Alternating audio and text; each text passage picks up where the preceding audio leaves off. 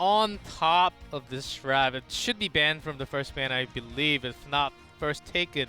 And this is the first Braxis from HGC Korea, so I'm super excited for Game 2. And this is a map where we could see Sylvanas as well.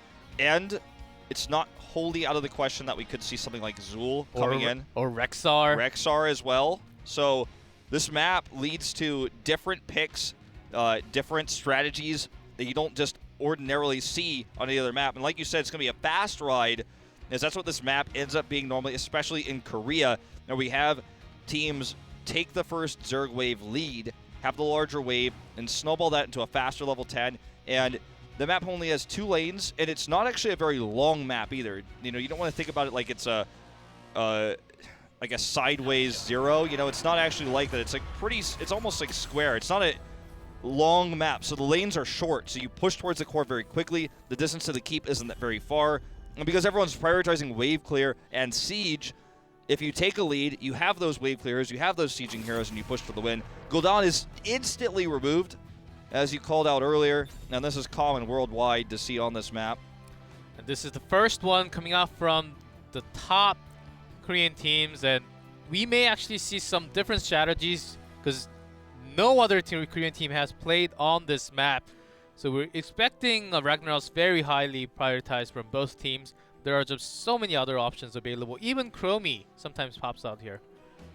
Well, this is really good for L5 that they have first ban, because all the strong heroes that Tempest can remove, they can just take whatever's left.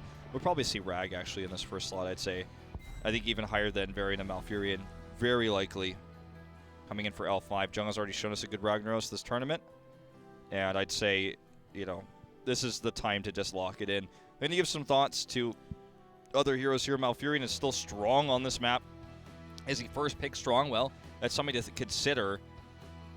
And you're not really looking at any other wave clear heroes right now that you want to put into the first pick slot. Like, even Falstad is not really very strong on this map. He's strong, but he's not first pick material. Neither is Sylvanas. And it would be cool to see Duck bring out another one of these specialist heroes like Sylvanas or Nezuko here once more. Or also Zarya, as he did play on Zarya a few times, and Zarya is very strong. Wave clear, damage, and also expulsion zone. And something special about this map, you need a strong solo laner. You need a strong solo laner, and compared to that, on the other lane with the other 4, if you have Zarya, you have that sustain. Even with Morales sometimes, if you have the sustain, you just win. You can push and get the beacon the entire time, and you just take the win just like that. Even you don't even have to fight, just sustain, just get the heal, and just continue on. And it's hard to lane swap here and punish the solo, because the lanes are actually very far apart. There's only 2 of them, but you have to take this kind of elongated path around the boss to actually get in and take it. We're going to see the Terran duo here in Sergeant Hammer and Morales coming out from Tempest. So Hyde going to be playing a little bit of an off role here on the Morales. We've seen him play it in the past, but it's not really a hero he really prefers. But it's going to give an insane amount of pushing power and sieging power to Sergeant Hammer. And this also removes that from L5, because they absolutely would take it if not removed, because of the synergy with with Zarya. Vala is the best one for this. She's removed, so that's the next big thing. Now, the synergy between Hammer and Zarya is much better than Hammer and Morales, but you're kind of doing this twofold to deny the Hammer pick from L5. We may also see that pink tank. Stim drone tank again coming out from Tempest. But L5 really has to decide. They have to take the damage. Taika's an okay pick, but there are so many picks available in this map, especially Vala is already gone. They can even do Raynor if they want to make that strong push 1 DPS solo. That, you know, is a crazy thought, but it's so crazy it just might work. I'm going to go with the Infested Terran instead here with Tychus. Much more common. It's got strong pushing power, good wave clear, and Malfurion, the obvious choice that comes along with this. It's tough to ban right now if you're Tempest, because they don't actually have a tank, so banning ETC feels really weak here. You know what? They might just ban a Zeratul. I'd say, like, that's a pretty solid option. Zeratul can solo lane, he can harass, and he can also be the one to pick off or remove Morales from the fight, removing that healing with a Void Prison. it's kind of an awkward comp if you bring the Zeratul and the Zarya, as you end up with like a solo DPS Tychus in terms of range damage. But I still think a Zeratul ban here is a solid choice. Yeah, also because there are just so many tanks, frontline warriors available at the moment. There's so many ETC, Varian, Muradin also. I thought they're going to ban out something else and Sign himself taking that Muradin, but instead I guess they have some other options available. Well, it looks like it's going to be, they're trying to go down the warrior choke path. They want the ETC. ETC is insanely powerful on this map too, because when you have those fights on the beacons, they're actually in these little choke points, so ETC becomes very strong there. If you ban ETC though, you limit your own tanking pool, and Tempest takes perhaps a Tyrael here, and then you're left with kind of the awkward Johanna or maybe some off-meta pick. So the ETC ban here is an even tougher one. So Tempest, I think, made this wise choice to, instead of removing a warrior just because they don't like that warrior, they're kind of saying, okay, give us ETC or also take a bad warrior. Yep, that's correct. I thought an L5, knowing that they don't want to go into their own choke on that warrior, just going with the false stat, which is an okay ban, not the worst one. So from here, Tempest should take the ETC, but with what type of range damage? Are we going to see them commit to the Sylvanas or the Nazebo here? We're going to see that specialist ranged AP damage. Li Ming, not out of the question here either. Yep. And there's a lot to think about for what they want to go right now. It's going to be Kael'thas. Now, we've seen already Kael'thas from Lockdown in this tournament. Is the only player who's played it. And he actually does favor playing on Kael'thas when it's open, and I believe he played in Infernal Shrine once, that's and right. once more in some other map, and it did work. They won that map. Let's see if it works in Braxis again, where they really have to fight hard on Beacon. Sonya and Stitches! A little bit worried about this one. We'll see. The Sonya pick makes a lot of sense to me because you end up having a lot of support for her with Malfurion and Zarya. Well, Stitches on Noblesse, we saw some great hooks back in Super League Season 2. Over 75% hit rate on Spider Queens. That was one of the most insane match I still remember. Yep. And they do have some follow-up CCs to connect, especially with Malfurion's Root and also Grenade to finish off. Ironic that the most famous Stitches game ever played in Korea was in the finals versus Edward Gaming in spring season that was played by Sign. He's going to be the ETC in this case, but he's going to get to see a different type of Stitches here. We're looking for Jungha's hero right now, and Ragnaros is still available, so I think that's the easy lock-in, and there it is. This game is going to be fiery, okay? We've already seen some really cool drafts. I actually like the draft of Tempest a lot more here. It seems standard. And if you look at this, you're like, well, I don't know about Kael'thas. Watch this game. Because they have a lot more fire, right? Yeah, they've got a lot more fire, for sure. But Lockdown's going to have so much CC. He's insanely good at not dying. He's going to get that convection up super fast. We'll talk more about it as we get into this game. L5 lost their second match ever in this tournament against Tempest.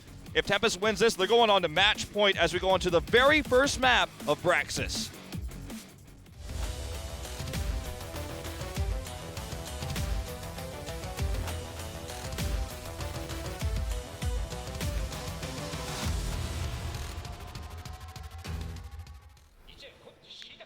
In blue, L5, SC on Tychus, Nacho Jet on Zarya, Jungha on the Sonya, Noblesse on Stitches, and Swoy on Malfurion.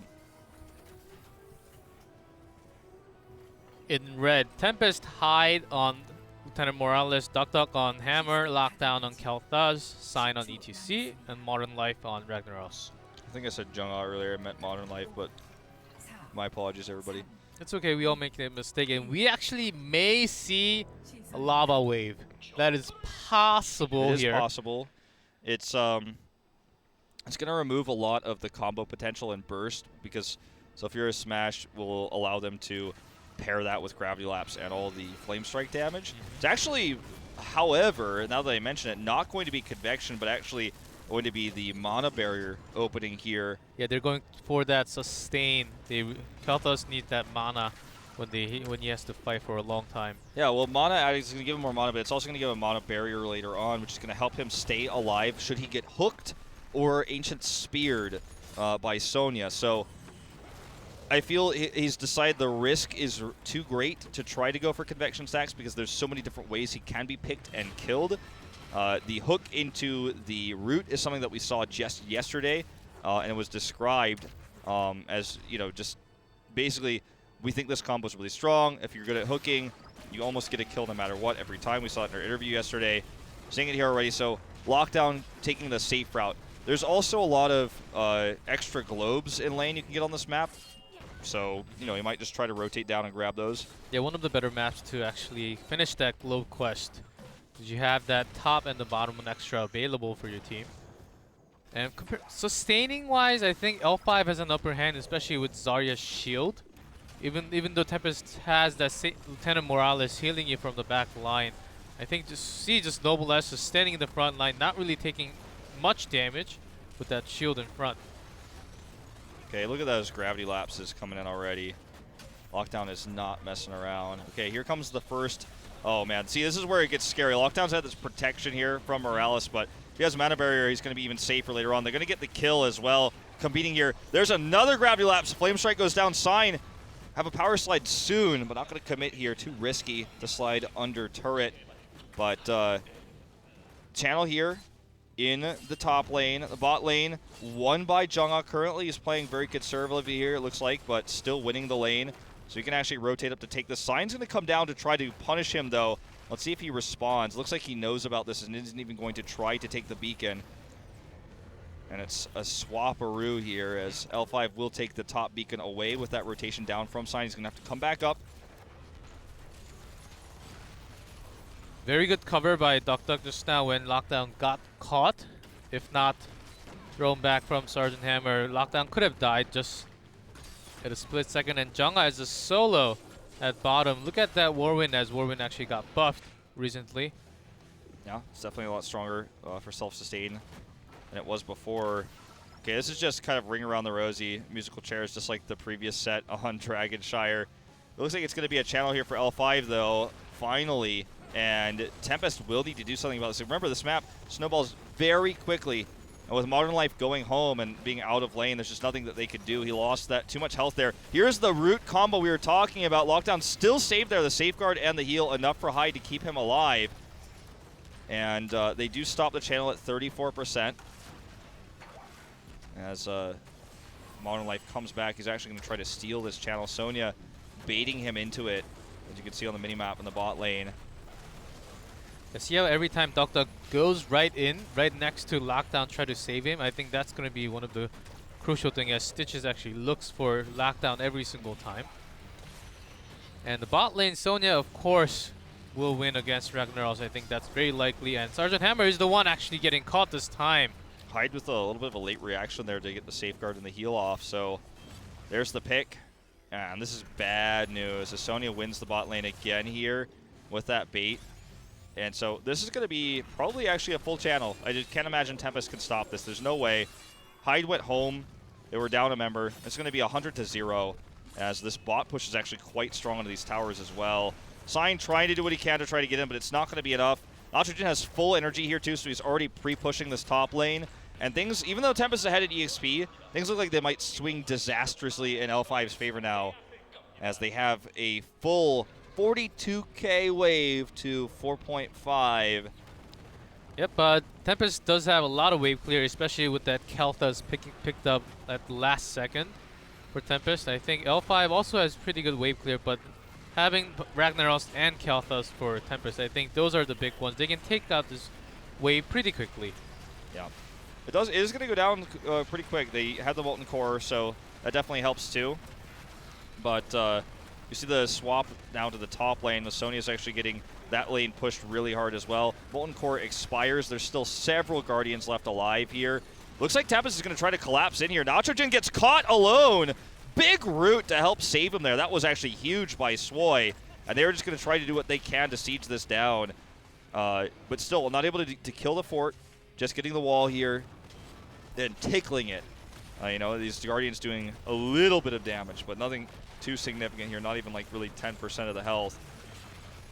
And was a little bit surprised to have Kel'Thas standing against Sonya all this time when the wave is actually coming towards Tempest. Well, he's got good wave clear, and it's going to just look to farm some more globes up there by himself to help get his mana pool up, get that mana barrier. For those of you guys who don't know, because we don't always see this, the mana barrier gives you a shield based on how much mana you have in that talent. Mana Addict, I call it mana barrier because that's what's eventually more important. Mana Addict gives you more mana for every globe you have. It increases your total mana, and your barrier is based on your total mana. So it doesn't cap out either, so the longer the game goes on, the more globes you have, the stronger your barrier becomes. It's on a pretty long cooldown, so you can't use it willy-nilly, but it's pretty strong. And Sign power slides in from behind, but SCSC picking that relentless really stops him from getting a lot of damage for the next 3 seconds. He actually gets half the damage, so that's a significant amount of armor. Tempest is holding their own against that huge Zerg wave. They cleared it quickly. They didn't lose any more bodies, and the game is not snowballing out of control against them. It's against them for sure. You know, these lanes are pushed. They're having some trouble, especially down here in the 4-man, but it's just little pieces that L5 is getting, just little by little. They're dead even in EXP. They're doing a little bit of structural damage, but just a little bit. And L5 could try to turn this, parlay this into a stolen Merc cap or something like that, but they don't have enough of an edge to force that at this point in time. It's a hook attempt here. There's the route there onto Modern Life.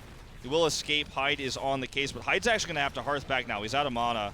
He's not going to be able to stick around here too much longer. He saves Duck Duck first. This might be a little bit more damage onto this fort now, or that camp, or even just the beacon with Hyde's Hearth home, because he's out of mana now. This is kind of an issue. Yep, this is a bigger issue at a great timing for L5 actually to take control of these beacons, because without Hyde they have no sustain. They do have some CCs to connect, but without Hyde healing from your back line, L5 can just stomp on you at the moment. Sign being a little bit aggressive, trying to delay just a little bit. Yep. And in fact, with Hyde coming back now, they have a decent opportunity to actually try to deny this. Actually have Sign coming in. He commits to Mosh Pit as well. Here's that Stim Drone tank, the pink tank we saw earlier this time. A little bit more blue here, and wow, just barely does SCO survive. He has a lot more range damage he can use here. Dodges the Flame Strike, but look at all the healing Hyde is able to put off here. Just more consistent than Malfurion. Now all this time, Jungha was pushing the top lane. This is going to cause them a lost beacon.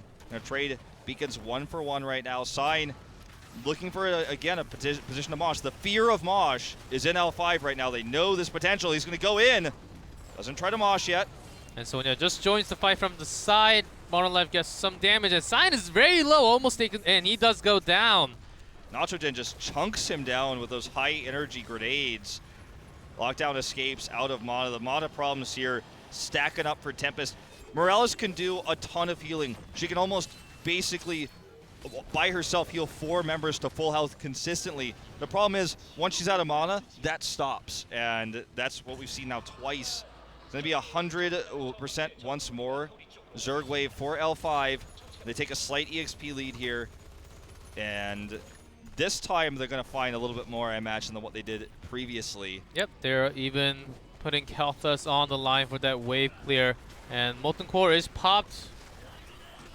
With Swing to just stun, does a lot of damage onto that wave. That wave is gone or almost already. So fast, quickly done by Tempest right now. Yeah, look at how quickly they did it. But it looks like it'll be a fort. Noble S here gets caught, actually. Look at Duck Duck's damage. Nearly gets the kill there, but he does go down. And look at this pull onto Lockdown. Bile doing so much for Noble S here, and 2 kills. And this entire time, that was a 4v5. Sign has a mosh pit, but couldn't really use any of it until this. Not yet. And Sonya really not joining the team fight on. Still, they will get that talent lead with that. Of course, Modern Life on to chase, but can't really find a kill. This is the first time in this game. All right, we're going to see a mosh pit attempt here. Should be denied. This is the first time in this game we've seen a significant advantage for either team. You know, it's been super close for that. Tempest is going to commit to the Stim Drone.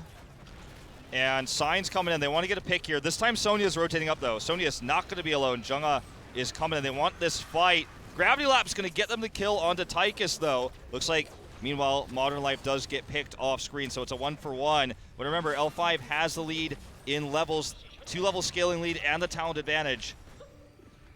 Yep, that's true, but Sign's continuously looking for that power slide with Mosh Pit.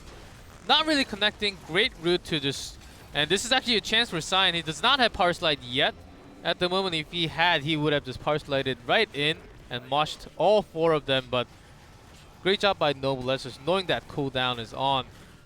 Yeah. When it's actually Tychus that's dead too, you have like a lot more opportunities to mosh pit, because yes, there is Ancient Spear here as well to interrupt the mosh, but the grenade is the easiest kind of point and click goodbye mosh. Nice try. So it's important to try to get that mosh off when Tychus is dead if you're Tempest. Ends up being a pretty neutral exchange. They lost the top fort, and they took some damage on their top keep wall. Bot fort is gone as well. So yes, they're massively behind in terms of structures, but this could have been a lot worse. This could have actually really started to roll them over. Oh my god, I can't believe that actually went off. Lockdown's going to try to turn this around, though, onto Noblesse. Big expulsion zone going down. L5 is going to try to force the issue here. Sign kind of caught in the middle of things here. Does power slide away. Lockdown is caught in no man's land. Will he be able to escape? He's going to try. This is actually going to be a wild goose chase here. Dismounted he is, but SC is on the chase. And there's the grenade kill. Eventually getting that kill here. And Jungha and Nitrogen are not done yet. Actually, now they are. They're done. Yeah, you now guys they are done. And they have the upper hand. They have 2 levels lead. Going for this boss maybe a little bit too aggressive when there are a lot available even. And Jungha getting very low. He actually took Sign. Catches no one with the mosh. That was a very, very rush attempted by Sign right there. Yeah, I mean, I guess you could make the argument that if he had caught one member there, they could have snowballed that fight and then perhaps gotten a boss, but he was not even close to anybody. That must have just been a fat finger mosh, where you just accidentally press it. It happens to everybody. Yeah, and then I think he might have just thought that Power Slide was going towards 11, pressed that R right before. It happens all the time to all the ETC players out there. Either way, that's a long cooldown. He's not going to have his mosh for a long time. They're the gonna longest cooldown. Yeah, like literally the longest. They're going to have Ragnaros' heroic here in 15 for the smash, for that stun potential. They have Stim Drone. They have Phoenix, not a huge high impact, but pretty important. They're on even talent tiers here. Looks like they're going to try to force a fight. They know 2 members were top, but they're rotating down quickly here, so Tempest will have to react to this. They see that they're missing in the top lane and back off now. Tempest, their power will really spike when they bring down a fort on L5 side. That's also a time when Modern Life can go into that Molten Core and try to press really hard pressure into that second wall. They can do that in just one movement if they actually make the right push. So L5, knowing that, they want to rotate down and defend as fast as possible. There's 2 teams at their best level right now. They want to win this. All right, surprised we don't see a Moonfire to check for this, because this is so dangerous. Still no mosh pit, though. 25 seconds to go on that. This ends up being failed. There's the hook onto Lockdown, and he will get blown up. He was cleansed, but just a bit too late there, it looks like. Yeah, even with the cleanse or some other CCs, I don't think there was no way of actually surviving over there. There was so many enemies at that moment. All right, Sign's going to push Nitrogen off here to deny the channel briefly here. It's going to be a 4v4 right now, but Stitches is coming down. And this is going to be another channel here. L5 is eventually just going to get so much momentum from these big Zerg waves, despite all the wave clear that Tempest has. This next one is going to threaten a keep. And if you get a keep down, the game just starts to go out of your hands. There's only 2 lanes on this map. That means half of the lanes, half the vision you can get from minions, you're just not going to have, because you're always going to be pushed, you're always going to have to back, which means you're going to more reliably lose the beacons, lose the next Zerg wave, and it's a problem that begets a problem. So Tempest is going to be down a talent tier now while trying to defend this. It's going to be tough. I mean, I don't know how else to say this. I mean, this is a strong Zerg wave, 50k, 51k. Yep, also there's a top camp just pushing all that, and Keltas has to be there until next 20 seconds or something like that. And L5 making this push really worth it. The Molten Core popped a little bit too early. I'm guessing Modern Life really wanted to get that HP down from the beginning, and they want this keep. L5 going all the way in, Guardians doing some damage at the keep. It bought them a lot of time, but the reality of the situation is they cannot save this keep. It's down to about 2% health. Now it's completely down. They could this wave super fast, again, as this is what their comp does. But it's just not fast enough. Modern Life tried to buy as much time as he could. They're going to try to take a fight here down a talent tier. This is risky. It could work, and they need something desperation right now to work out for them. They're looking for, the only thing they have to get is a mosh pit. Big mosh onto Sign. Let's see if Sign can actually get a big mosh. But Hyde is caught with Jonga. Jonga goes all the way into the back line. Hyde very low. Does get taken out. So unfortunate. He just didn't have the heal he needed there, as he is Morales himself. Kael'thas is the next to go down, and this looks like it could just be game. Sign gets a mosh so briefly on Swoi. So insignificant here, and that is going to be game over. We've got a series on our hands here, G-Clef.